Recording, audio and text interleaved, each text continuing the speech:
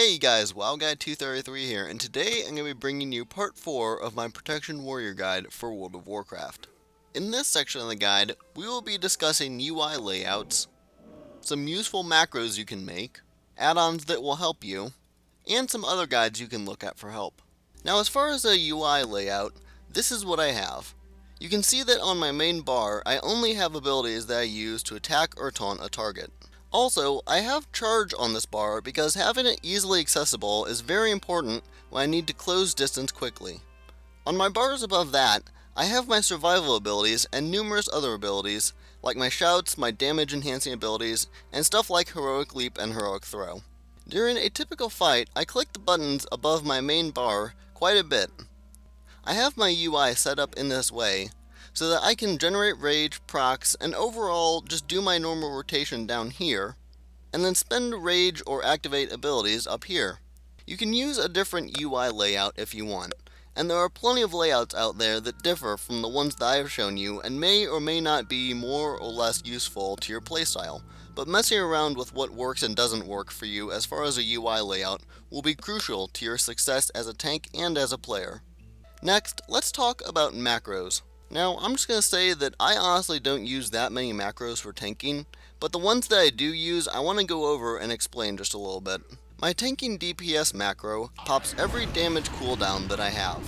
This includes Avatar, Berserker Rage, and my racial, which is Berserking. If you have Bloodbath, you can also use it here. I used to do quite a bit of stuff in the Brawlers Guild, so I also have the macro use my Bottomless Strength Potion.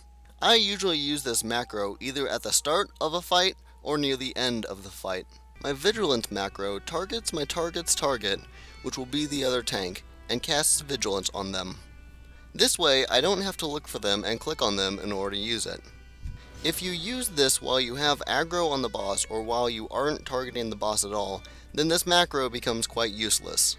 I wouldn't suggest replacing just plain Vigilance with this macro for those reasons, but this macro can definitely save a life. My Intervene to War Banner macro does just that, intervenes to your War Banner. This becomes useful when you need to get away from taking damage for a moment and Heroic Leap is on cooldown. It is also useful if you want to go to the center of the area that War Banner aggros. Overall though, this macro has its uses. There are probably other useful macros for a Protection Warrior that I didn't mention, but these are really the only ones that I find myself using. If there are any macros you use frequently when tanking as a Protection Warrior that I missed, then feel free to share them in the comment section below because I'd really like to hear about them. Next, let's talk about add-ons. Now, there are some add-ons you should have regardless of if you are a Protection Warrior or not.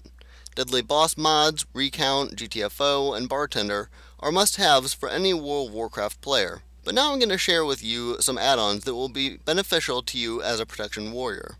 Omen Threat Meter is an add-on that allows you to view the active threat table of enemies. This is useful because as a tank, your main goal, aside from protecting your allies, is to also keep threat over enemies so that your allies don't get hurt.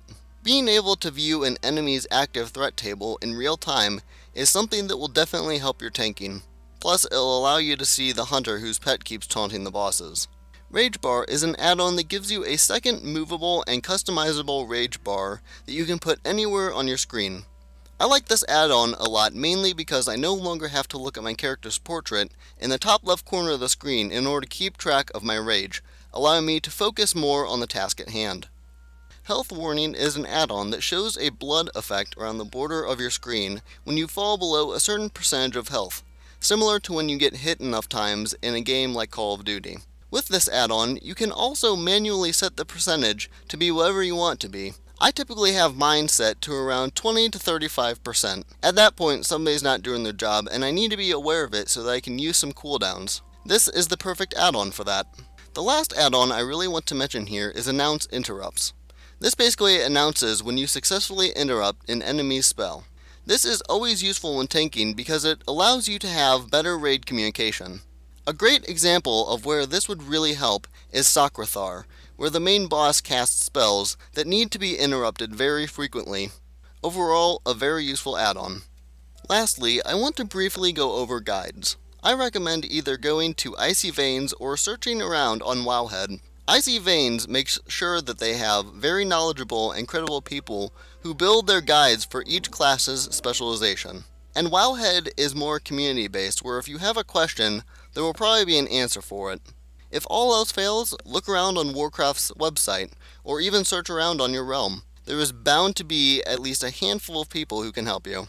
So I hope you guys learned a little bit about UI layouts, some macros that can benefit you, some of the various add-ons that can enhance your tanking, and where to look if you need more help in learning the Protection Warrior.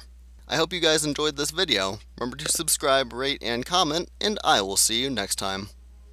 There are other stats you'll need as well. The importance of those stats has a very obvious hierarchy the more you examine them.